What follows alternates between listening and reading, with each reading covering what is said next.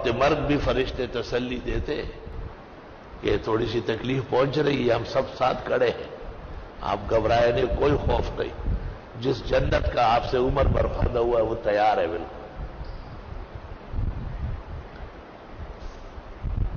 اور جس وقت قبر میں رکھ لیتے ہیں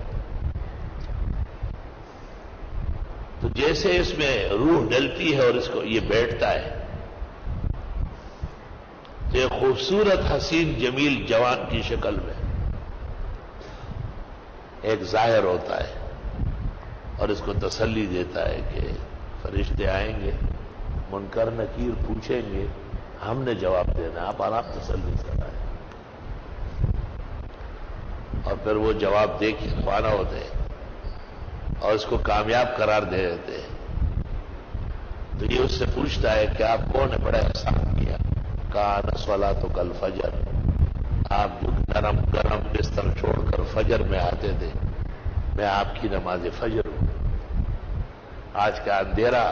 میں اندھیرا نہیں رہنے دوں۔ ابو نعیم نے فضائل میں نقل کیا ہے کہ جن کا قرآن سے گہرا تعلق ہو، حافظ ہو، مفسر ہو، ماہر ہو، شیخ ہو، استاذ ہو، کتنے لوگ ہیں جو قرآن کی خدمت کو سعادت سمجھتے ہیں، ان کی قبر میں قرآن شریف آ جاتا ہے اور ایک اور توانا شکل، اور یہ فجر اس کو دیکھ کر کے پیچھے ہٹتا ہے تو وہ اس کو ایسے اشارہ کرتا ہے کہ پیروں میں کھڑے ہو جاؤ، اس طرح اشارہ کرتا ہے، پیروں میں کھڑے ہو جاؤ۔ سنت طریقہ یہ ہے نا کہ زیارت آدمی پیروں کی طرف سے کرے، ایسا ہے۔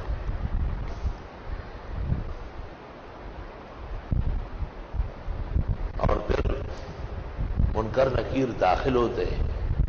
اور اس ہستی کو سلام کرتے ہیں دونوں، اور منکر نکیر سوال نہیں کر سکتے،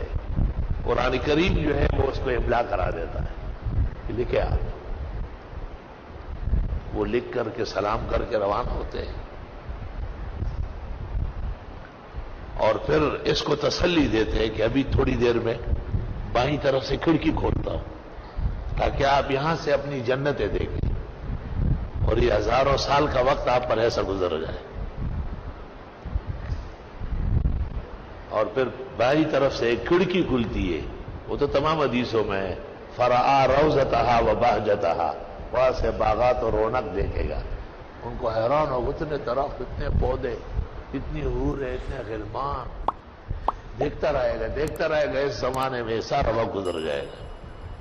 اور سوری اسرافیل بچ جائے گا۔ جب آئیں گے ان کے پاس فرشتے،